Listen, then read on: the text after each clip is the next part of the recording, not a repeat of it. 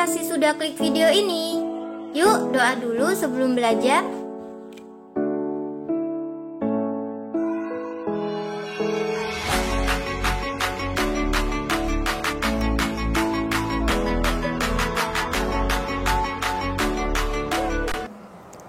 Assalamualaikum warahmatullahi wabarakatuh. Bagaimana kabarnya anak solih dan solihah? Semoga senantiasa sehat dan dalam lindungan Allah. Pada pembelajaran sebelumnya, kita sudah mempelajari tentang pengertian ekosistem, komponen ekosistem, jenis makanan hewan, daur hidup hewan, dan simbiosis. Hari ini kita akan mempelajari tentang ekosistem, tapi lebih dalam lagi. Apa itu? Seperti kita ketahui bahwa setiap makhluk hidup membutuhkan makanan untuk bertahan hidup. Melalui makanan, makhluk hidup memperoleh energi yang dibutuhkan oleh tubuhnya sehingga dapat tumbuh, bergerak, dan melakukan aktivitas sehari-hari. Sebelum kita pelajari lebih jauh, yuk kita lihat video berikut.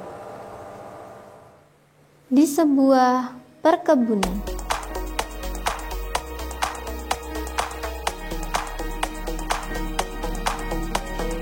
aduh, aku lapar sekali. Berhari-hari aku berjalan mencari makanan, tapi belum ada juga. Hai ulat, kau sedang apa? Aku lapar. Kenalkan, namaku Veggie. Kau bisa memakan beberapa bagian tubuhku. Ah, kau benar. Terima kasih, Veggie.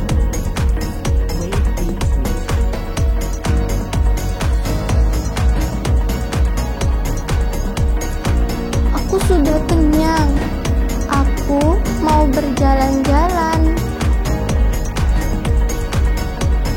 Untuk melanjutkan perjalananku. Terima kasih, Veggie. Sama-sama, ulat.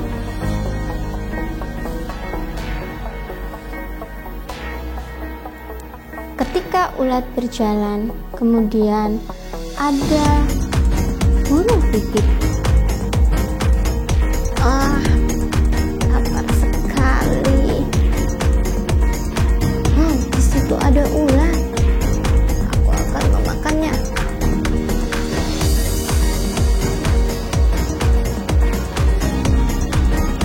Kenyang sekali.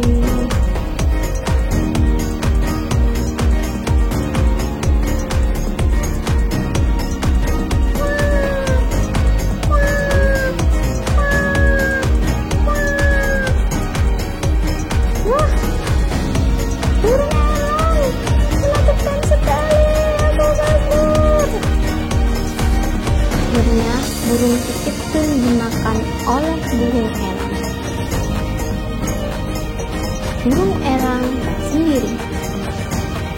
Kemudian lama-kelamaan ia mati dan dikurangkan oleh jamur. Cerita Veggie dan kawan-kawan yang telah kita saksikan merupakan contoh dari rantai makanan. Apa itu rantai makanan?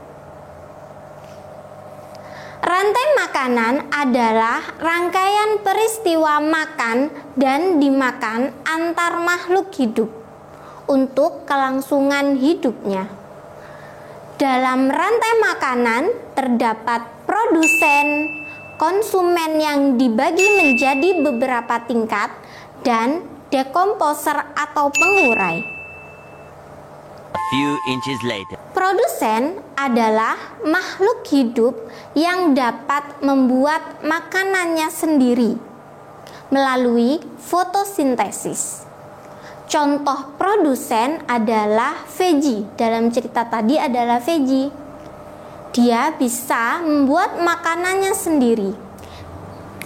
Contoh lainnya adalah padi, jagung, rumput, dan tanaman hijau lainnya.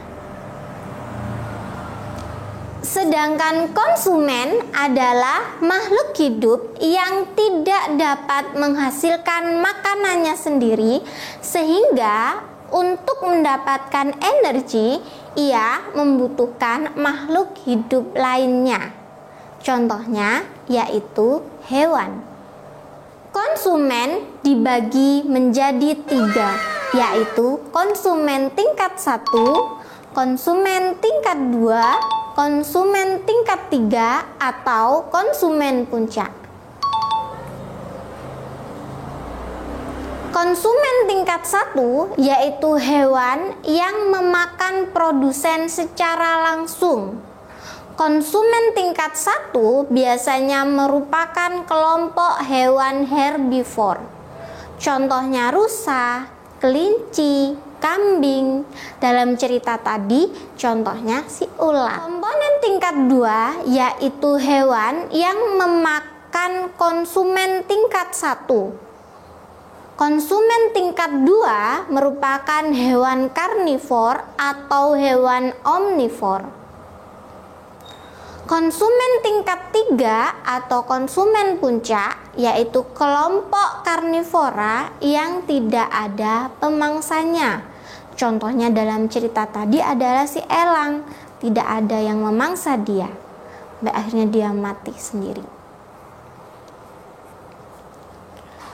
Pengurai atau dekomposer adalah makhluk hidup yang menguraikan sisa-sisa tubuh makhluk hidup lain yang telah mati. Pengurai ini akan menghasilkan zat-zat kimia yang dibutuhkan oleh produsen.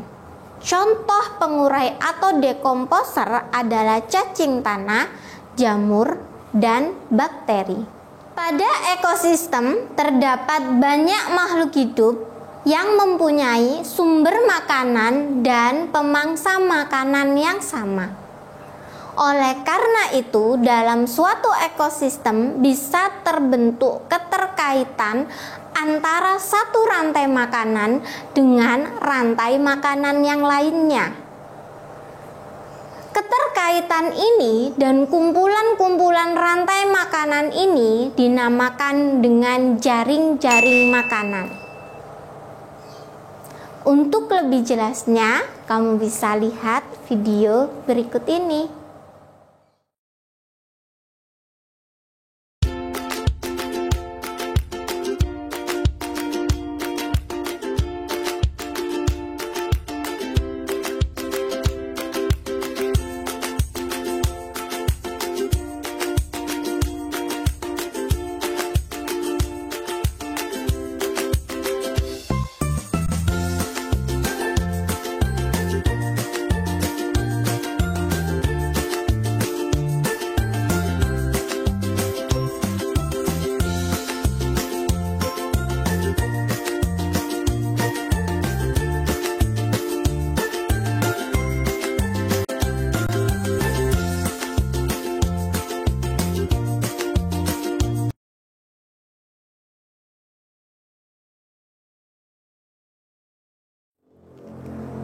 Baik dalam rantai makanan maupun jaring-jaring makanan terjadi aliran energi.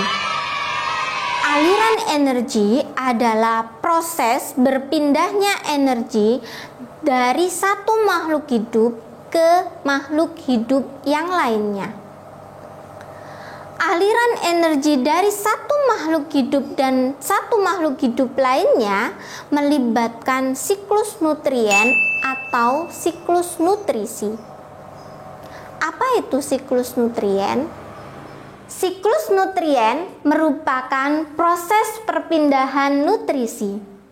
Nutrien adalah unsur-unsur atau senyawa kimia yang digunakan makhluk hidup untuk melangsungkan hidupnya. Pada peristiwa siklus nutrien, nutrien berpindah dari produsen ke konsumen hingga akhirnya sampai ke pengurai atau dekomposer. Bagaimana itu prosesnya? Seperti kita ketahui, sumber energi utama bagi kehidupan di bumi ini adalah cahaya matahari. Tumbuhan sebagai produsen menangkap cahaya matahari untuk fotosintesis.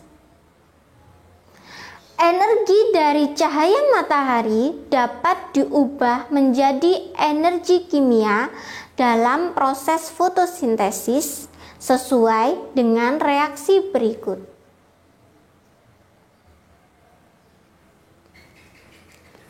C6H12O6 merupakan energi kimia berupa gula. Gula selanjutnya diubah ke dalam pati yang tersimpan dalam tubuh tumbuhan dan digunakan oleh tumbuhan sebagai bahan untuk membentuk tubuh tumbuhan seperti batang, akar, dan daun. Nah, kalau sudah ada tanaman yang tumbuh, konsumen tingkat 1 akhirnya bisa makan dan rantai makanan berjalan sebagaimana mestinya. Dari produsen ke konsumen tingkat 1, konsumen tingkat 2, sampai pada akhirnya konsumen puncak mati dan diuraikan oleh dekomposer. Sampah organik yang berasal dari hewan atau konsumen puncak yang telah mati diuraikan oleh dekomposer sehingga dapat menjadi humus. Humus adalah tanah yang subur. Jika tanahnya subur, tumbuhan bisa tumbuh kan pastinya, dan konsumen tingkat 1 bisa mendapatkan makanannya. Sekarang kita bayangkan, jika tumbuhan tidak tumbuh dengan baik, ekosistem akan terganggu. Pastinya akan terganggu, bukan? Lihat gambar berikut ini. Gambar ini merupakan rantai makanan yang ada di sawah. Jika padi tidak tumbuh, maka tikus kelaparan atau bahkan akan punah. Mengapa? Karena selain mati karena kelaparan, juga habis dimakan oleh ular. Jika tikus habis, maka bagaimana dengan ular? Bagaimana dengan elang? Tentu ekosistem akan terganggu karena rantai makanannya pun juga terganggu. Oleh karena itu, komponen-komponen dalam ekosistem harus berjalan seimbang.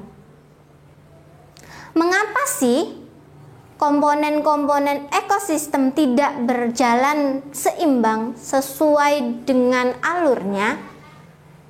Ada 2 faktor yang mempengaruhi terganggunya keseimbangan ekosistem, yaitu faktor alam dan faktor kegiatan manusia. Faktor alam yang menyebabkan perubahan keseimbangan lingkungan adalah peristiwa alam seperti bencana alam banjir, tanah longsor, tsunami. Otomatis tumbuhan ketika terkena banjir akan hanyut.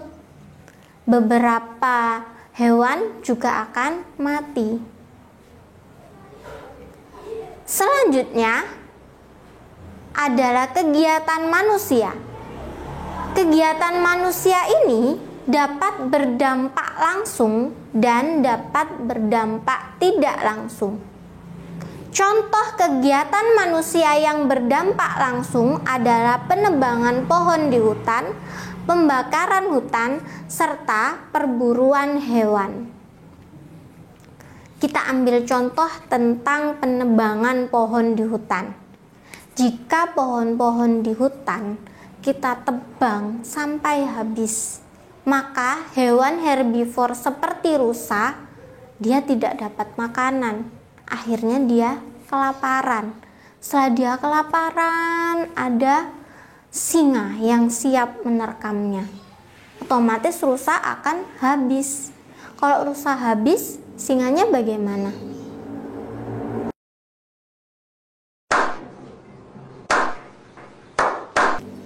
Selanjutnya adalah faktor kegiatan manusia yang berdampak tidak langsung. Contohnya, pemakaian pupuk secara berlebihan. Pemakaian pupuk secara berlebihan akan mengganggu kesuburan tanah. Jika tanahnya tidak subur, tumbuhannya otomatis tidak akan tumbuh atau pertumbuhannya akan terganggu. Selanjutnya, membuang sampah sembarangan. Membuang sampah sembarangan sepertinya sepele ya, tapi ini mengganggu sekali pada ekosistem, terutama sampah-sampah yang susah didaur oleh tanah seperti plastik. Dia akan tetap ada di dalam tanah, mengganggu proses siklus nutrien. Sudah paham tentang rantai makanan, jaring-jaring makanan, dan siklus nutrien? Yuk sekarang ikuti challenge berikut. Ustadzah memiliki beberapa tumbuhan dan beberapa hewan.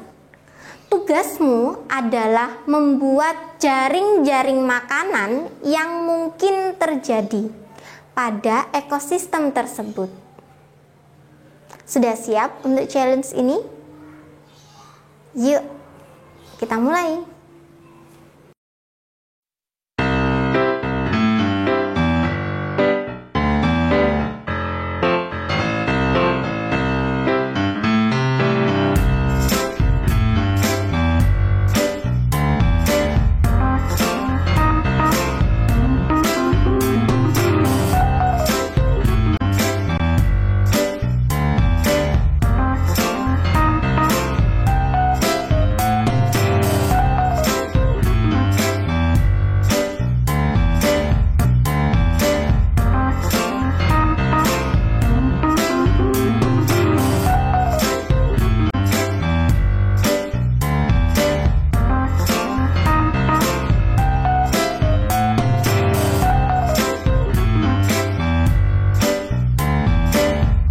Bagaimana challenge-nya? Seru aja atau seru banget? Hasil pekerjaanmu dapat kamu kumpulkan di Google Form yang sudah Ustadzah sediakan. Nice. Yang harus kita ingat dari pembelajaran hari ini, bahwa kita manusia sebagai khalifah harus berusaha untuk menjaga keseimbangan ekosistem. Mengapa sih?